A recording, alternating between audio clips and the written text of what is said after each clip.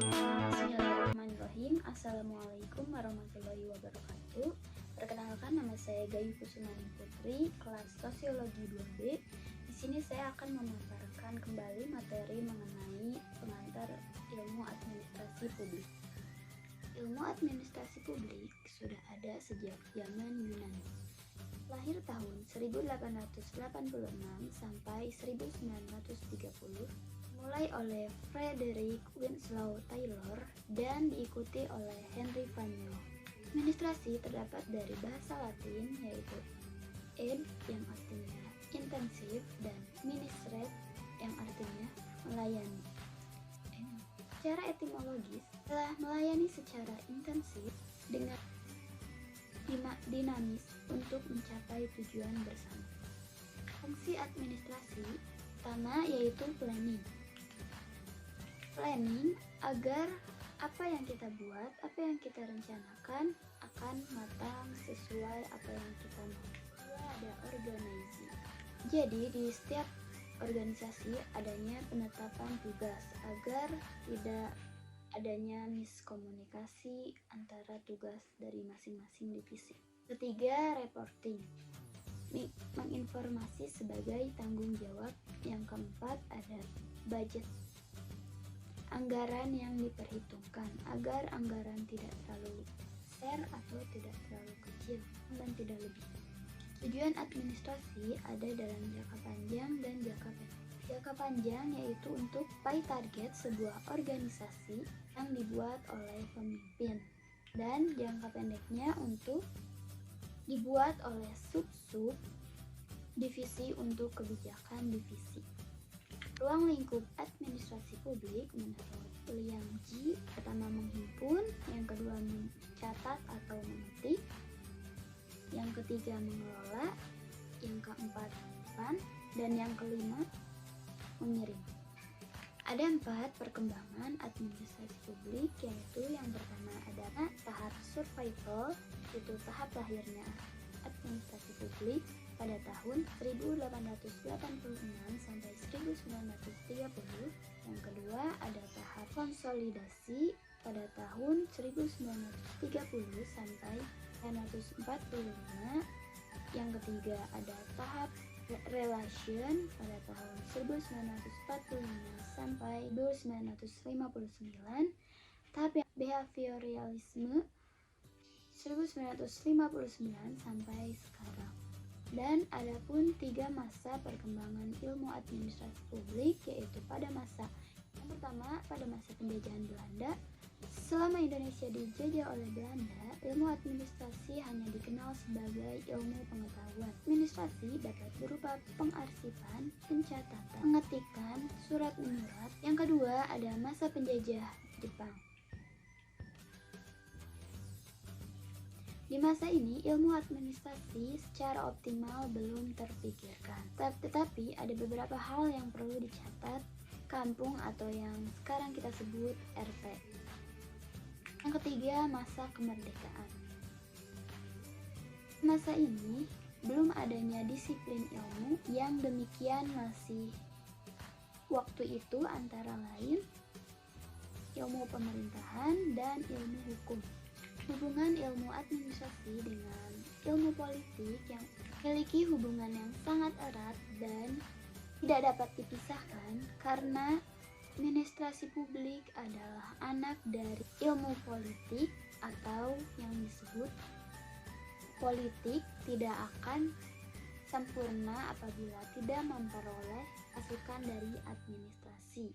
Hubungannya ialah telaah terhadap lembaga-lembaga ekonomi seperti organisasi, perum, dan pekerja. Administrasi merupakan proses tindakan dalam sekelompok orang dalam mencapai tujuan yang dipengaruhi oleh tingkah laku sosial. Sehingga apabila organisasi bekerja secara efektif, maka seorang administrasi atau bawahannya. Administrasi selalu berhubungan langsung dengan lingkungan sosial. Dan itu pula ada kegiatan administrasi, adanya komunikasi dan interaksi antara administrator dengan masyarakat. Dengan adanya interaksi, komunikasi, serta proses kerjasama yang diwarnai oleh berbagai latar belakang status sosial, kasih sosial, serta keadaan lingkungan sosial yang manusia dan menjadi konsep dari bidang administrasi publik itu sendiri. Budaya dalam masyarakat akan mempengaruhi administrasi. Misalnya, masyarakat maju mementingkan budaya profesional sehingga yang membuat aparat gaya profesional. Seluruh disiplin ilmu hukum mempengaruhi pencatatan, pengarsipan, perencanaan, pelaksanaan, pengawasan eksistensi hukum itu sendiri. Hubungannya terletak dalam ilmu eksak yang mendukung ilmu administrasi untuk merealisasikan, menentukan sebuah resiko dan ketidakpastian dalam kehidupan sehari-hari. Organisasi adalah sebuah bentuk perserikatan yang mencapai suatu tujuan. Bentuk-bentuk organisasi ada 4. Yang pertama adalah organisasi yang pilih kasih terhadap bawahan. Misalnya ada yang paling dekat dengan paling dekat dengan atasan, dia pasti akan lebih disayangi atau lebih dekat. Berbeda dengan yang jauh, pasti akan agak dipilih kasih karena itu menganggap itu orang lain yang jauh. Yang kedua ada piramida. Piramida adalah organisasi yang tirani, sehingga bawahan tidak dapat berprotes kepada atasan. Yang ketiga ada lingkaran. Organisasi yang demokrasi dalam melayani semua bawahan atau menganggap semua karyawan derajatnya sama. Yang terakhir, yang keempat ada kaleng adalah organisasi yang sangat demokrasi tertutup dan menerima segala perubahan. Jadi semua gimana atasan, misalnya ada yang dirubah pasti atasan tidak setuju. Secara bahasa, manage artinya mengatur, olah, memimpin. Tetapi secara istilah, manajemen adalah peran proses, aturan, dan pengelolaan organisasi. Jenis-jenis manajemen 5. Yang pertama, manajemen strategis, berfokus pada pengembangan jangka panjang. Yang kedua, manajemen operasional adalah memfokuskan pada pengelolaan proses bisnis sehari-hari. Yang ketiga ada manajemen daya manusia, yang artinya berfokus pada pengelolaan karyawan termasuk rekrutan, pelatihan, dan perkembangan karir. Yang keempat ada berfokus pada pengelolaan keuangan dan pengelolaan keuangan dan lain-lain, dan analisis keuangan dan pengendalian biaya. Yang kelima ada manajemen produksi, berfokus pada pengelolaan atau jasa organisasi dan aliran produksi, pengaturan aliran produksi. Kepemimpinan adalah kemampuan seseorang untuk memimpin orang lain atau kelompok dalam mencapai tujuan dengan memiliki keputusan yang tepat, komunikasi baik, dan dapat mempengaruhi orang lain.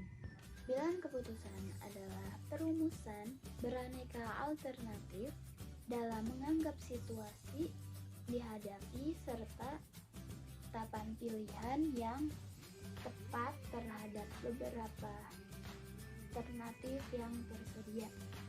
Proses pengambilan keputusan ada 6. Yang pertama, identifikasi masalah. Yang kedua, tetapkan tujuan. Yang ketiga, kembangkan model. Yang keempat, analisis model. Yang kelima, tahan model terbaik. Yang keenam, terapkan model terpilih. Komunikasi adalah hubungan interaksi antara dua orang atau lebih secara cepat atau lambat penting dalam semua situasi organisasi. Tujuannya untuk mencapai sasaran organisasi. Adapun arus komunikasi dibagi menjadi 3, ada yang pertama vertikal, yang kedua horizontal, yang ketiga diagonal. Komunikasi juga dibagi menjadi 2, ada yang formal dan informal. Perbedaannya adalah kalau yang formal cenderung memperlihatkan komunikasi yang efektif karena resmi. Komunikasi informal yaitu komunikasi yang tidak otoritas atau tidak direncanakan. Administrasi publik berhubungan dengan kegiatan umumnya dilakukan langsung dalam organisasi negara. Misalnya, administrasi negara dan disiplin administrasi negara pada hakikatnya suatu disiplin yang menanggapi masalah-masalah pelaksanaan persoalan-persoalan masyarakat dan manajemen. Administrasi negara yaitu satu sistem untuk memaksa tiap negara mematuhi peraturan-peraturan yang telah ditetapkan. Yang ketiga, tugas untuk mengatur pelayanan terhadap masyarakat. Yang keempat, mempunyai ukuran yang tidak terbatas. Administrasi private adalah dengan kepentingan bisnis, umumnya dilakukan oleh organisasi usaha. Administrasi negara bersifat profit orient, sedang sifat bisnis dan non-bisnis. Terima kasih, semoga apa yang dipaparkan tidak ada yang keliru. Mohon maaf bila ada salah-salah kata. Wabillahi taufiq wal hidayah. Wassalamualaikum warahmatullahi wabarakatuh.